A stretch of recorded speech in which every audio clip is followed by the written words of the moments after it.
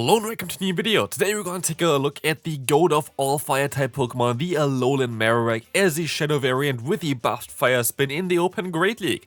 We're also going to have its friend here, the Skeledirge, both Fire as well as Ghost-type Pokemon here in the Say-So position. And in the lead we're going to run a Superior, which is supposed to beat all the Water-type Pokemon which you don't really want to face with your backline here. And honestly, this team worked out pretty okay here. First game already, we are playing against triple Water against our double Fire line. That's already very great for us, but this team definitely worked out pretty solid. I think I went positive with this team a little bit though, but I also had like a lot of games that I could have won, which I just played bad, which you're going to see as well in this video, so it's always kind of nice to learn from. So definitely this team is playable, definitely worth it. But let's take a look here at how this is going to really work out. Here we're going to actually encounter still a Pelipper in the back, which is going to be a little bit tricky. At least that's what you might think, but I'm going to be able to get a shield here. I know that this is a Weather Ball and I can still survive it, so I can let this move go through. And I can still go for another charge move, and even if they go to shield here, it's going to be fine, because our Marowak with 2 shields advantage is going to be great against the Pelipper, as you're going to see already. The Shadow Ball is coming through, gonna do a ton of damage, and the Shadow Boost as well here going to be very good for this Pokemon, as they can farm them all the way down. Let's move on to the next game. Here we're going to encounter a Pokemon that I don't really like to encounter. It's going to be the Gligar, being basically decent against the entire team. Makes it a little bit tough, but we're going to get out the opponent's Sableye. And I make a little bit of a mistake here as well, I feel like, because as you're going to see now, I'm going to use a shield, but I'm not going to go for another fast move afterwards. And I feel like I could have done that.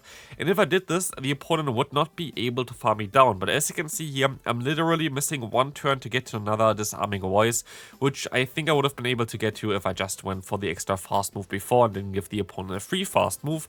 But it's going to be okay, as you can still go ahead and go into our Superior. At this point we know of course that they're going to still have the Gligar in the back, so I kind of want to keep the shield around for my Marowak, which is going to be a little bit harder hitting and so a little bit squishier. But I can just go for the charge move here. Frenzy Plant is coming through, we're going to get the opponent low, and I can swap into my Marowak as I can shield up the move. Might be just the Aerial Ace, it is just the Aerial Ace, which is a little bit tricky, but the opponent swaps out into the Azumarill. You might think this game is over now, there's nothing I can do here, but let's take a look at this. We're going to be able to still go for one Shadow Bone and see if the opponent is going to have the Hydro Pump or not. They do not have the Hydro Pump, so we're going to be able to resist the charge moves of the opponent. I can still go for another Shadow Bone, gonna get them low. But yeah, okay, maybe this game is actually over, as our Superior is not going to be able to farm them down, as I can still go for the Ice Beam in time and we can move on to the next game. Let's take a look at the next opponent. We're going to have the Superior against the Venusaur. 2 Pokemon in the back that we're going to have here, going to resist all the charge moves of the opponent, which is kind of nice. But again, we're going to get out the opponent's Azumarill. There were so many double water backlines that I encountered, which was a little bit awkward. But here against Azumarill, especially if they don't run the move Hydro Pump, you might even be able to get a shield advantage, which is kind of cool. So I'm going to go for this, and even if the opponent decides to use a shield here, which they do, I can still take advantage of it, because I can now swap into my Superior. Superior will be able to go for the full farm down most likely, and against the Venusaur, our Aerial Ace is going to do super effective damage, so we're actually not really in a bad spot so far. I'm going to be forced to use a shield here. Should have most likely went for my Aerial Ace prior, but I can go for the full farm down with this, and the opponent is going to decide to swap into their own Venusaur, allowing me to go for the Aerial Ace. Aerial Ace is going to do some decent damage, as we can hit those, like, yeah, one fast move here, one Fire Spin coming through against the Venusaur, doing enough damage to put them into range for another Aerial Ace, as we're gonna get out the Lantern. And look at this matchup. I did not really expect that this would turn out like this, but we're actually going to be able now, thanks to the Fire Spin buff as well, I think, going to be able to win the Zero Shield scenario against a Lantern, which is just absolutely wild. So, like this, we're going to have basically 2 Aerial Aces stored already. It's going to take like 2 or 3 more fast moves now, but we're going to be able to reach this one in time, and I think just because of the buffed Fire Spin damage that came through, this should be enough and we can win this game. Let's move on to the next opponent. We're going to have a Lantern in the lead. This is going to be okay for us. We will see that the opponent swaps out into the Vigoroth, and I misplay this a little bit. What you should do here is you should stay in with your Superior and go for one Frenzy Plant. If you get a shield, great. If you don't get a shield, also okay. But like this here, the opponent is going for a Body Slam bait first, which I found kind of interesting, to be fair. But I have to let this next move go through. I know that I survived a Rock Slide from a Vigoroth. It's definitely a little bit closer than I want it to be. but I can still just go for a Shadow Ball now. This is going to do some decent damage, and I might even be able to reach another one afterwards, but no, I can't. At this point, we're just barely not going to be able to go for that. But the opponent going to have their own Fire and Ghost type in the back with their own Skeledirge. This game is not over yet, though. It's going to be a close one, but it's not over yet. As you can see, the Shadow Ball coming through here, we can shield this move up, I can go for the Bone Club, and I should be able to still reach another charge move in time, as we will see the opponent going for another fast move there. Maybe I should have went for the Shadow Bone here, though. What you're going to see as well, the opponent going to use a shield, but Shadow Bone would have gave me the opportunity to get the defense stop against the opponent, which might have put them into range for just one charge move with my, with my Superior here. But sadly, like this, even the Frenzy Plant would have not knocked them out, I think, but Frenzy Plant would have been a little bit stronger, I think, as well. So maybe there was still a chance of winning this game. I'm not sure about it. If we got the Shadow Bone debuff, for sure, but here sadly the opponent's Lantern can go for a charge move, and so this is going to be a good game. Let's move on to the next opponent. We're going to encounter here Superior against Wigglytuff. This is going to be a very neutral lead, but of course we're going to have two Pokemon in the bag. They are both going to be very strong against the opponent's Wigglytuff. So what we're going to do here is we're going to go for one Frenzy Plant first. This is going to get them a little bit low, and they decide to swap out as the opponents decide to swap out as well into the Dubwool. Dubwool can learn Payback, which would be super effective against us. I'm not sure if it would knock us out. I'm fairly certain it would. So I decided to go for a shield here, and as you can see, they're actually running a Wild Charge, which means we can just go for the full farm down, realign our Pokemon, and get a ton of energy on our Skeledirge, which I definitely take here for sure, because they're going to be able to just go for a charge move against the Wigglytuff. And if they're going to let this move go through, the opponent going to be in trouble, as we still have 3 Pokemon left, and they only have 1 Pokemon left, and they're going to have only the Vigoroth lurking there in the back. We can go for one Disarming Voice, gonna get the shield. We can still reach another Disarming Voice. Let's see if they're going to let this move go through. They decide to let this move go through, actually. We're gonna put them below half health already. I can let this move go through as well. They don't have Hyper Beam or anything to one-shot me, so I can just go for the Aerial Ace. And at this point in time, the opponent is going to be in range for just the Fire Spin damage of the Alolan Marowak, which is going to be amazing. As you can see, we can just go for the full farm down. And at this point already, I know that we win this game. We still have a shield left, and we just need one more Fire Spin. So, good game there. Next opponent coming up, let's take a look what they're going to run. We're going to see the Skarmory in the lead. This is really bad for us, but we can swap out immediately into our Skeledirge, trying to bait out whatever water type they have in the bag. And with Skarmory and also with like Talonflame leads. Talonflame lead is, by the way, the worst possible lead that you can encounter for this team. It's usually that they're going to have some kind of Mud Boy in the bag. And so seeing the Lantern here can still mean that they're going to be another water type in the back, which would be a little bit awkward. But let's take a look at this. We're going to be able to get the shield from the opponent, which is kind of nice. I wait out the clock a little bit so I can go for the full farm now with Superior. They're still going to go for their own charge move, but I don't really want to be stuck in a matchup like this before. And I can just go into my Marowak now, and as you can see, they're going to have a Credilli in the back, which is going to be amazing for us. We can just go for the Shadow Bone. Shadow Bone is coming through, gonna get a ton of damage onto them, and at this point I feel like Bone Club is all I really need here. Because Bone Club is going to do just a little bit of damage, but yeah, again, we're just gonna get the shield here anyway, and afterwards we could even farm them down.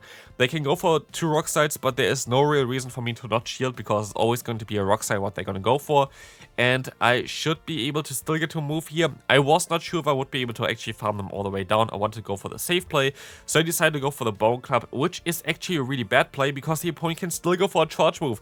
But they make a huge mistake here. If they went for the Brave Bird, they would have knocked me out here. But they decided not to do this, so I should have went and risked it against Credilli, to be fair, and just went for the full farm down, and then tried to go for the Shadow Bone against the opponent. But like this, we're still going to be able to win, but only because my opponent messed up. Let's take a look at the next opponent. We're going to have another Skarmory in the lead, and this time around we're going to swap out again into the Skeledirge, getting out the Mud Boy, which is going to be the Wishcast, getting completely hard-walled. And this is something that is sadly a little bit common here, which I would also maybe recommend you to swap a little bit around the team here. I would most likely recommend you to go for the Vigoroth over the Skeledirge, because Vigoroth going to give you a little bit more flexibility against those Pokemon here.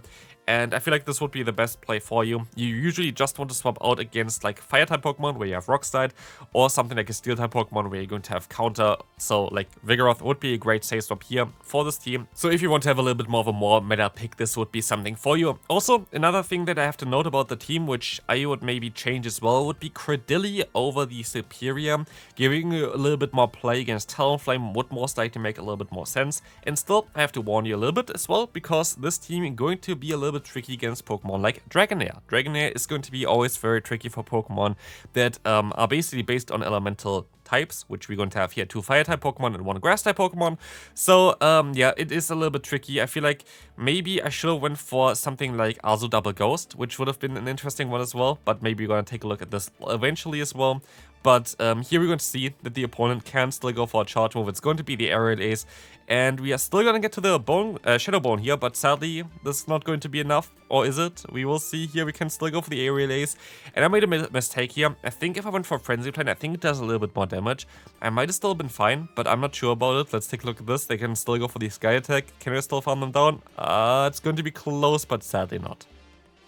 Not sure if Frenzy Plant would have been enough there, but we can move on to the next game. We're going to encounter the Galvantula in the lead. This Pokemon is going to be a little bit tricky, but they are running double electric already, which we're going to see here as well with the Lantern coming in. Lantern is going to get hit by the Shadow Ball, and this is going to be an interesting one because we have to let this move go through.